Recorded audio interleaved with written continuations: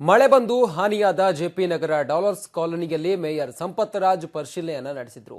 ಈ ವೇಳೆ ಸಮಸ್ಯೆಗೆ ಪರಿಹಾರ ಕಂಡು ಹಿಡಿಯದ್ದಕ್ಕೆ ಚೀಫ್ ಇಂಜಿನಿಯರ್ ಬೆಟ್ಟೇಗೌಡರನ್ನ ಮೇಯರ್ ತರಾಟೆಗೆ ತೆಗೆದುಕೊಂಡ್ರು. ಇದೇ ವೇಳೆ ಸಂಪತ್ ರಾಜ್ ಸಮಸ್ಯೆ ಕುರಿತಾಗಿ ಅಧಿಕಾರಿಗಳು ಸ್ಥಳೀಯರ ಜೊತೆ ಚರ್ಚಿಸಿದ್ರು. ನಂತರ ಮಾತನಾಡಿದವರು, ಜೋರು ಮಳೆ ಬಂದಾಗ ರಾಜಕಾಲುವೆಯಲ್ಲಿ ಸರಾಗವಾಗಿ ನೀರು ಹರಿಯೋದಿಲ್ಲ. ರಾಜಕಾಲುವೆ ಒಂದು ಅಳತೆಯಲ್ಲಿರೋದು ಇದಕ್ಕೆ ಕಾರಣ. ಮತ್ತೊಂದು ರಾಜಕಾಲುವೆ ನಿರ್ಮಾಣ ಮಾಡುವಂತೆ ಮೇಯರ್ ಸಲಹೆಯನ್ನ ನೀಡಿದ್ರು.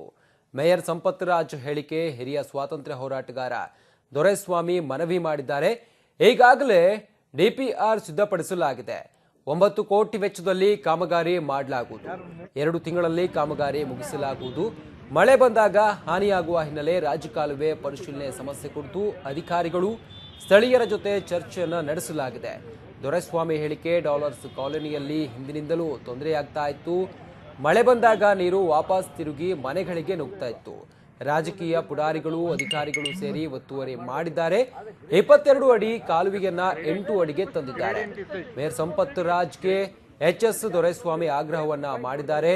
ಕೇವಲ ಜನರ ಕಣ್ಣುವರಿಸುವ ಪ್ರಯತ್ನ ಮಾಡಬಾರದು. ಇದರ ಹಿಂದೆ ಯಾವುದೇ ರಾಜಕೀಯ ಪುಡಾರಿಗಳಿದ್ರೂ ಕ್ರಮ ಕೈಗೊಳ್ಳಿ ಎನ್ನುವ ಮಾತನ್ನ ದೊರೆಸ್ವಾಮಿ ಸ್ಪಷ್ಟವಾಗಿ ತಿಳಿಸಿದ್ದಾರೆ.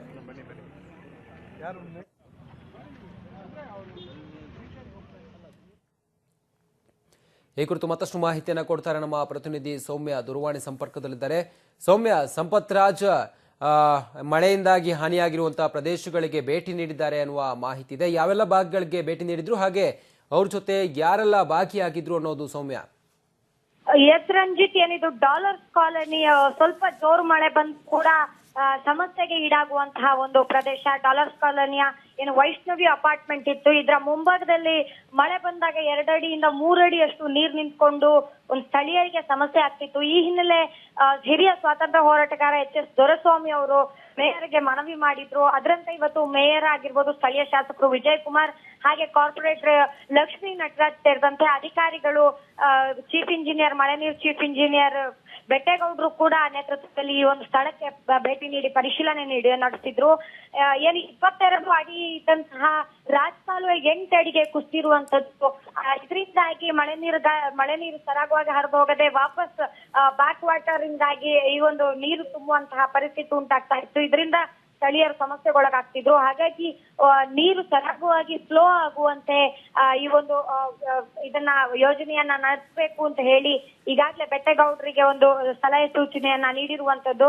ಹಾಗಾಗಿ ಬೆಟ್ಟೇಗೌಡರು ಕೂಡ ತಿಳಿಸಿದ್ದಾರೆ, ಡಿಪಿಆರ್ ಸಿದ್ಧಪಡಿಸಲಾಗಿದೆ, 1 ವಾರದಲ್ಲಿ ಇದು ಫೈನಲೈಸ್ ಆಗುತ್ತೆ. ಸೊ 9 ಕೋಟಿ ವೆಚ್ಚದ ಒಂದು ಕಾಮಗಾರಿಯ ಅಗತ್ಯತೆ ಇಲ್ಲಿ ಇರುವಂತದ್ದು. ಜೊತೆಗೆ ಮಡಿವಾಳ ಕೆರೆ ಅಗರಕೆರೆಗೆ ಈ ಒಂದು ರಾಜಕಾಲುವೆ ಲಿಂಕ್ ಆಗುತ್ತೆ. ಸೊ ಇದು ಇದರ ಫ್ಲೋ ವನ್ನ ಒಂದು ಸ್ಪೀಡ್ ಮಾಡೋದಕ್ಕೆ, ಸ್ಪೀಡ್ ಆಗಿ ಮಳೆ ನೀರು ಹರಿದು ಹೋಗುವಂತೆ ಮಾಡೋದಕ್ಕೆ ಒಂದು ಮಳೆ ನೀರ್ ಕಾಲುವೆ ಸಿಲ್ಟನ್ನ ತೆಗಿಬೇಕು, ಹೂಳನ್ನ ಎತ್ತಬೇಕು.